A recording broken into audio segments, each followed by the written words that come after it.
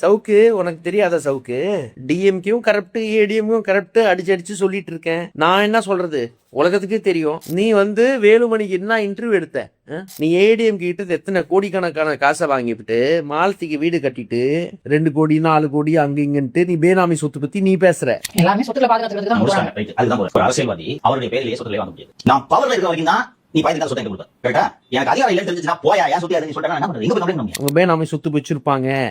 அப்புறம் ஆட்சியிலிருந்து போனதுக்கு அப்புறம் அந்த பேனாமி சொத்து போயிடும் கையில இருந்து. நீ சொல்ற சவுக்கு, என்ன சவுக்கு இப்படி எல்லாம்?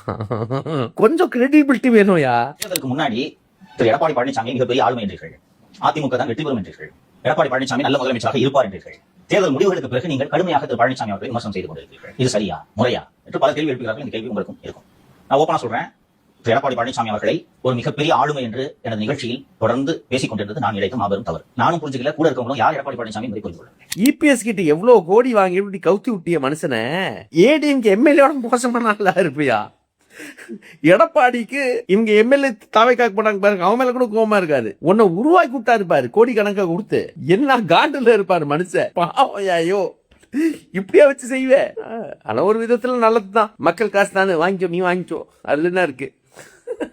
பட் சவுக்கு, நீ இப்போ எப்படி எடப்பாடிக்கு முதல்ல சேஞ்ச படிச்சியோ இப்போ விஜய்க்கு சேஞ்ச படிச்சுட்டு இருக்க இல்ல? நீ அப்படிதான் போயிட்டு இருக்க. பார்த்து திரும்பினாங்க பொலிட்டீஷியன்ஸ் ரொம்ப மோசமா இருக்கும். சோ எக்காரணத்துக்கும் ஆன்டி எஸ்டாப்ளிஷ்மெண்டா இருந்துட்டு அனைத்து அரசாங்கத்தை திட்டிட்டு இருக்கலாம். இதுதான் பொருத்தமா இருக்கும் நம்மளுக்கு, இல்லாட்டி மாட்டிக்கும்.